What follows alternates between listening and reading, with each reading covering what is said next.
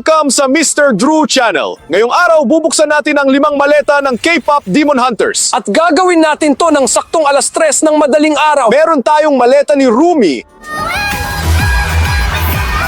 Ang galing talagang kumanta ni Rumi. Ang totoong maleta ni Zoe. Ang sarap niyang kumain. Gusto ko rin tuloy. Maleta ni Mira. Konting-konti na lang at pwede na tayong tamaan. Maleta ni Ginu.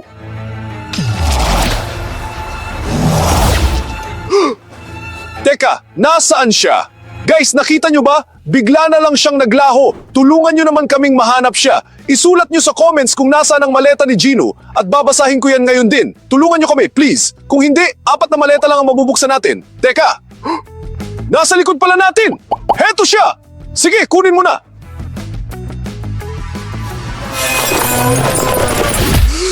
Anong nangyayari sa kanya? Mukhang may kung ano sa loob at mukhang napakasama at mapanganib nito. Pero huwag kayong mag-alala guys, ang maletang ito ay nakakandado ng mahiwagang kadena. At para mabuksan ito, kailangan nating makakuha ng 15,000 likes. Pero sa tingin ko, kailangan nating mag-like ng marami dahil nakaka-curious talaga kung anong nasa loob. Sige na, mag-like na kayo at malalaman natin kung kanino ang maletang ito. Guys, kayo na ang magdesisyon sa comments kung anong maleta ang una nating bubuksan, maliban sa secret na maleta, ha? Nakita mo ba? 10,000 likes na lang ang kulang para mabuksan ang maletang ito. Guys, napakabilis ninyong mag-like. Ang galing nyo talaga. At ang unang maleta na bubuksan natin ay ang maleta ni Zoe. Sana talaga may masarap na pagkain sa loob. Tingnan natin. Parang napakalaking bagay nito. Kulungan ng hayop! Tingnan nyo, nakasulat dito, pet ni Zoe! Ano kaya ang pet niya? Baka tututa o kuting? Tingnan natin.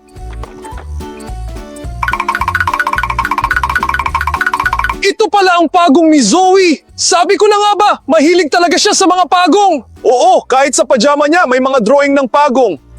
At ano naman to? Guys, tingnan nyo! Nangitlog lang ang pagong, pero parang kakaiba ito. Sa tingin ko, kailangan natin tong ilagay sa tubig. Tingnan natin kung anong mangyayari. Habang hindi pa napipisa ang itlog, tingnan muna natin kung may iba pa sa loob ng maletang ito. Tingnan nyo! Isang sombrero! Mukhang mahal! Ang astig naman! Nga pala, guys, siya ang nagsusulat ng lyrics ng mga kanta para sa grupo niya at bago nun, rapper talaga siya. Tingnan nyo, may totoong rapper chain dito. Sige, isukat mo para sa forma, bagay na bagay. Oh, tingnan mo!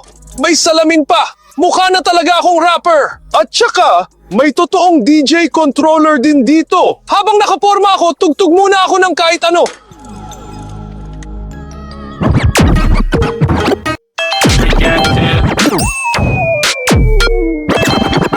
Tama na! Kahit may gamit ka, hindi pa rin gumagana. Ako na nga ang magpapakita kung paano.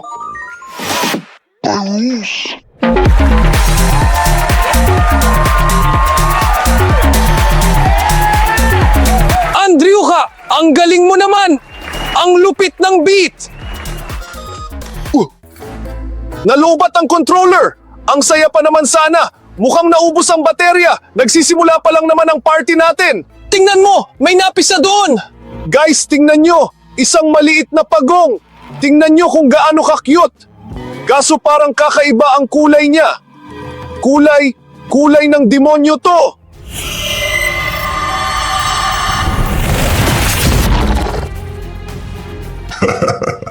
Wawasakin ko kayo. Bilis! Tingnan mo kung may sandata sa loob ng maleta! Oh, nandito ang mga espada ni Zoe! Shenkal, sige, batuhin natin siya! Sige!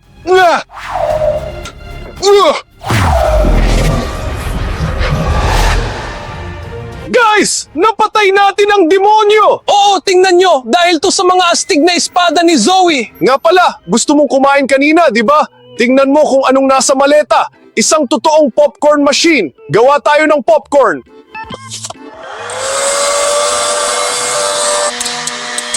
Wow! Sa totoo lang, ngayon ko lang gagamitin ang ganitong bagay. Grabe ang sarap! Parang may kakaibang nangyayari. Parang lalong dumarami ang popcorn.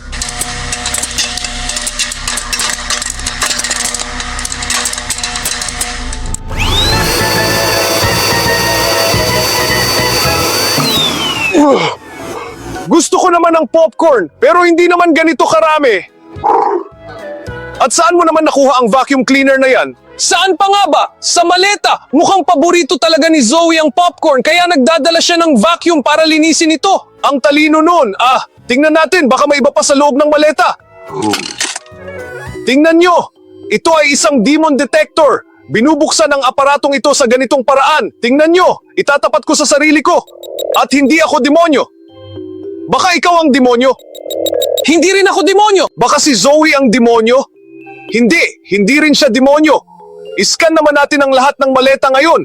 Pero kailangan muna natin silang ilagay lahat dito. Guys, i-check natin ang maleta ni Rumi. Sige. Tingnan nyo, nagwawala ang metro ng aparato. Bakit kaya ganon? Demonyo ba talaga si Rumi? O baka sira lang ang aparato natin? Isulat nyo sa comments please. Tulungan nyo kami kung anong problema. I-check naman natin ang maleta ni Mira! Sige! Teka, hindi. Siguradong hindi demonyo si Mira. I-check na lang natin si Ginu. Grabe ang taas ng metro.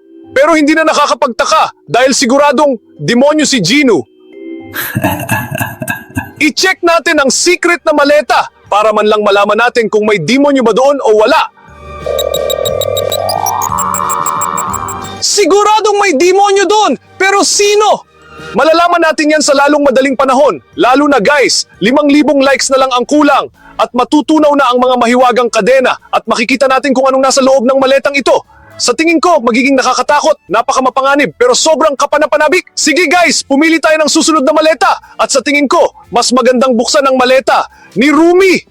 Gusto ko talaga siya! Napakaastig ng boses niya! Agree ako, gusto ko rin siya. Tingnan natin kung anong nasa maleta niya. Guys, tingnan nyo. Ito ang personal diary ni Rumi. Pero nakasulat dito, huwag hawakan. At kailan ba tayo napigilan ng ganyan? Sa bagay, sige buksan natin! Mukhang hindi ganun kadaling buksan ang personal diary ni Rumi. Kailangan talaga natin ng susi para sa lock na ito. Tingnan natin, siguradong nandito lang yun. Teka.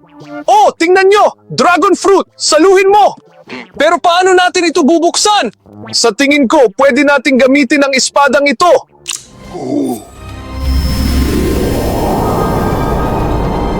Ito ang totoong espada ni Rumi. Ginagamit niya ito para pumatay ng mga demonyo.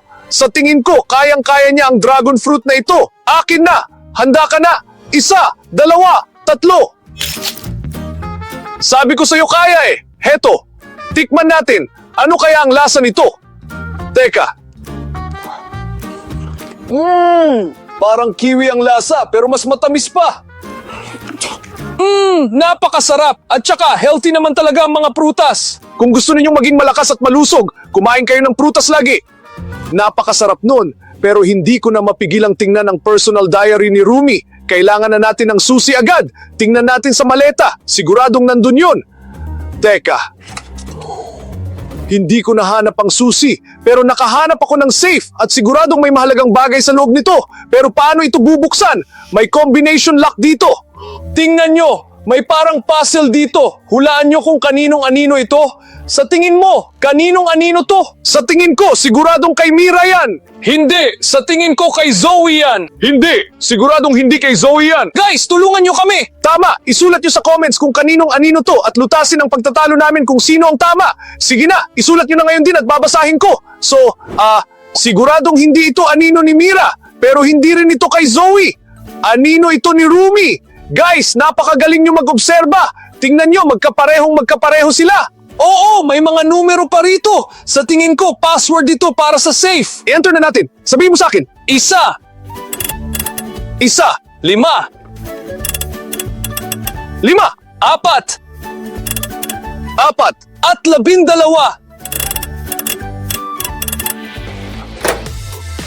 Bumukas ang safe! Tingnan nyo, noodles ito ni Rumi. Palagi niya itong kinakain. Tikman natin. Heto! Huh?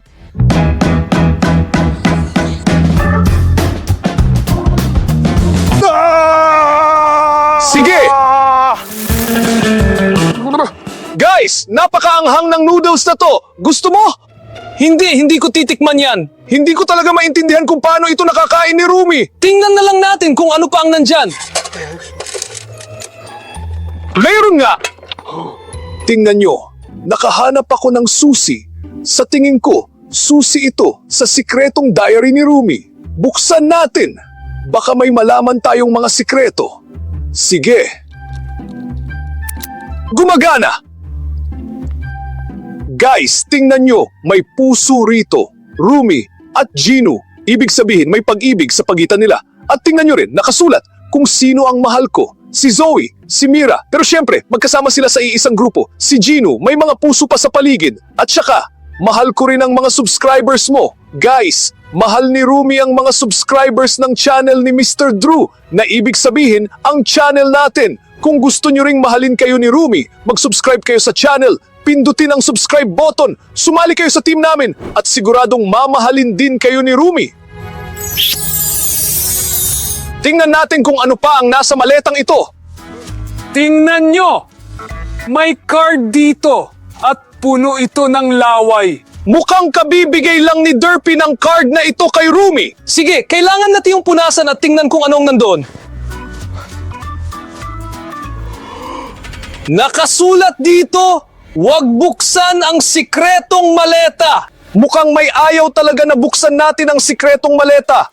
Pero sa tingin ko, hindi problema yan para sa atin. Lalo na't 2,200,000 likes na lang ang kulang at matutunaw na ang kadenang ito at malalaman natin kung ano ang nasa loob ng sikretong maleta. Huwag kalimutang mag-like. Napakahalaga nito para sa amin. Lalo na guys, nakikipagsapalaran kami para sa inyo. At ngayon, lilipat naman tayo sa maleta ni Mira. Siya nga pala, mukhang seryosong tao si Mira. Napaka-interesanting malaman kung ano ang nasa loob. Tingnan natin.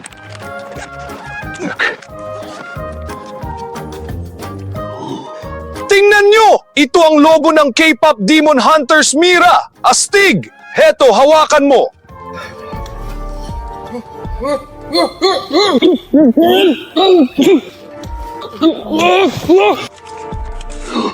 Guys, lumilipad dito palayo! Salamat! Muntik na akong tangayin palayo! Ibang klase ang lobong to! Nabutas ang kisame natin! Tingnan natin kung ano pa ang nandyan. Tingnan nyo guys, ito ang pabango ni Mira. Interesante. Ano kaya ang amoy niya? Napakabango nito! Sige! Anong nangyari sa ilaw?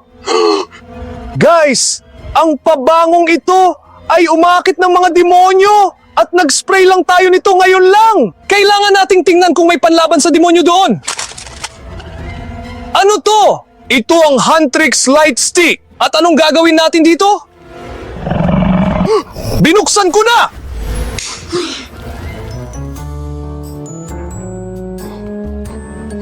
Guys, mukhang sa tulong ng light stick na ito, inililigtas ng grupong Huntrix ang kanilang mga fans mula sa mga demonyo. At aling grupo ang mas gusto nyo? Sadja Boys o Huntrix? Guys, kung gusto nyo ang grupong Sadja Boys, mag-like kayo. At kung ang grupong Huntrix naman, mag-subscribe sa channel. Tingnan natin kung sino ang mas marami. Sige, ano pa ang nandito?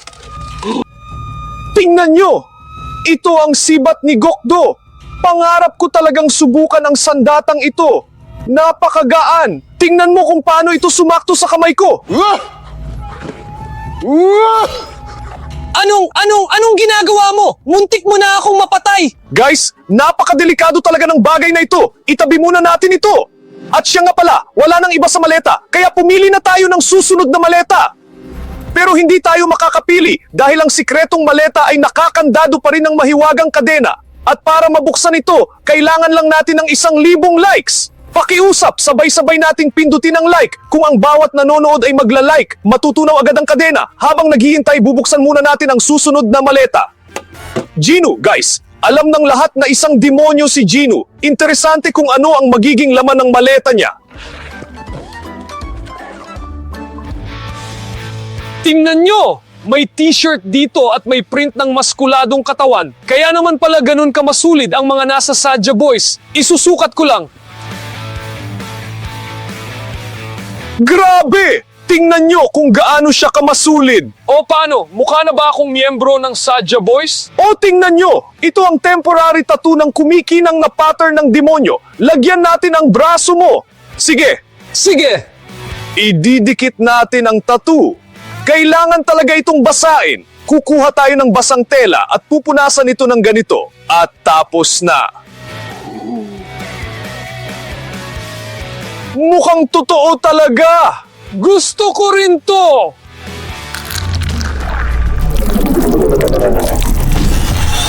Isa akong demonyo. Wawasakin ko kayo. Guys, naging demonyo si Evgen. Kailangan natin siyang ibalik sa dati agad. At kayo lang ang makakatulong. Isulat nyo sa comments. Ipaalala nyo sa kanya ang channel natin, ang mga video natin, ang mga paglalakbay natin. At kayo, mga minamahal naming subscribers, sa ganitong paraan lang niya maaalala at mapapalayas ang demonyong ito. Sige, isulat nyo ang inyong mga comment. Ipapakita ko sa kanya ang telepono ngayon at babalik siya sa normal agad. Oh, maraming comments. Tingnan mo. Evgen, sinusuportahan ka namin. Mahal ka namin. Napakaming salita ng suporta. Lumalaban ako. Napakasama nito! Ayokong maging demonyo! Salamat sa inyo, guys! Mas mabuti pang hubarin ko na ang t-shirt na to! Sige, at tingnan naman natin kung ano pa ang nasa loob ng maletang ito. Guys, tingnan nyo. Sadya Boys Grape Flavored Soda. Astig! Pangarap ko talagang matikman ito. Buksan natin. Napakabango nito. Napakasolid ng sodang ito. Gusto ko to. Gusto mong tikman? Sige! Napakasarap! Pero sana manatili sa atin ang ating mga kaluluwa. Tama! Ganoon nga nila inaakit ang mga fans at kinukuha ang kanilang mga kaluluwa. Ilalayo ko muna ito. Oh! Tingnan nyo guys! Card ni Derpy! At ito ang kanyang bola ng sinulid. Mukhang laruan niya lang ito. Pero para saan naman kaya ito? At nasaan na siya? Parang nakuha ko na. Kayang gumawa ni Derpy ng portal at mag-teleport. Marahil ang kanyang laruang bola ng sinulid ay kaya ring gawin iyon. Itinapon dito, pero nahulog doon. Tingnan natin kung ano pa ang nandyan. Tingnan nyo, may parang maliit na patpat dito. Pero hindi malinaw kung para saan ito. Mukha siyang maliit na sulo. At nakahanap naman ako ng posporo. Siguro kailangan natin itong sindihan?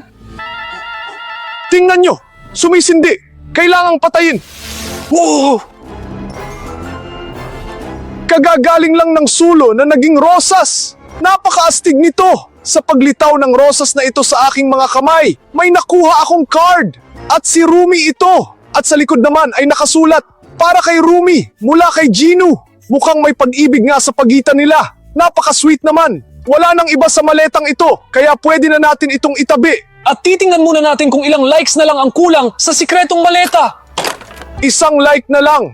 Sa tingin ko, ikaw na nalibang sa panonood ng video natin ay nakalimutang mag-like. Pindutin mo na ang like ngayon din at matutunaw na ang kadenang ito. At sa wakas ay malalaman natin kung ano ang nasa loob ng sikretong maleta. Si Guima pala to! Ito ang pinuno ng mga demonyo! Sige, bago pa siya lumitaw, tingnan natin agad kung ano ang nasa maleta niya. Nakasulat ay almusal. Mag-almusal muna tayo! Sa tingin ko, hindi para sa atin ang almusal na to. Tingnan muna natin kung ano talaga to. Sige.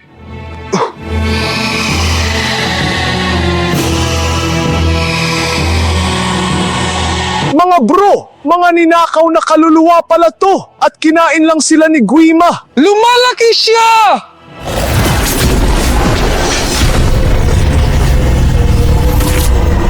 Mga bro, lumalaki si Guima at naging dambuhala na siya. Panoorin nyo agad ang video na to. Tatakas muna kami para maligtas. Paalam!